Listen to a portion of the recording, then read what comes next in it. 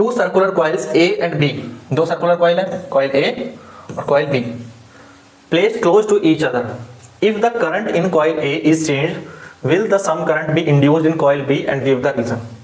अगर मैं इसमें करंट की वैल्यू चेंज करता हूं ए में, तो क्या बी में कोई करंट हमें देखने को मिलेगा? क्या गैल्वेनोमीटर की निडल पर कोई मूवमेंट होगा?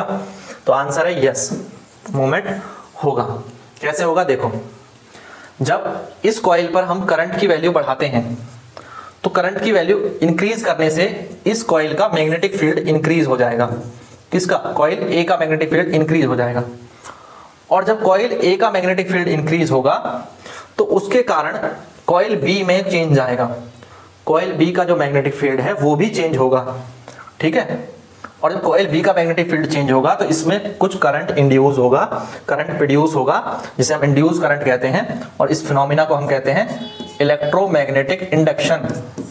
इलेक्ट्रोमैग्नेटिक इंडक्शन के कारण इसमें कुछ करंट प्रोड्यूस होगा और उस करंट के कारण जो गैल्वेनोमीटर की निडल है वो कुछ मूव करेगी, यानी कि करंट प्रोड्यूस हुआ। तो यस, करंट प्रोड्यूस होगा अगर कॉइल ए में हम करंट की वैल्यू बढ़ाएंगे। दो कॉइल हैं ए और बी, एक दूसरे के पास रखी हुई हैं, placed close to each other.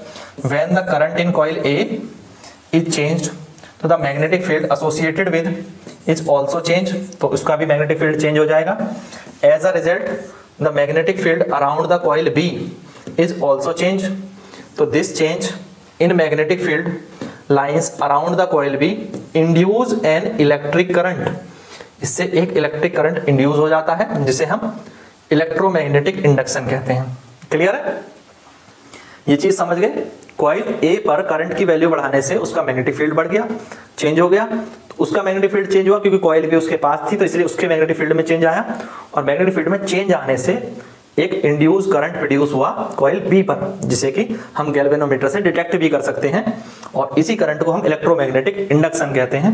इस फिनोमिना को इलेक्ट्रोमैग्नेटिक इंडक्शन कहते हैं और ये इंड्यूस करंट है, ठीक है। अब नेक्स्ट देखिए,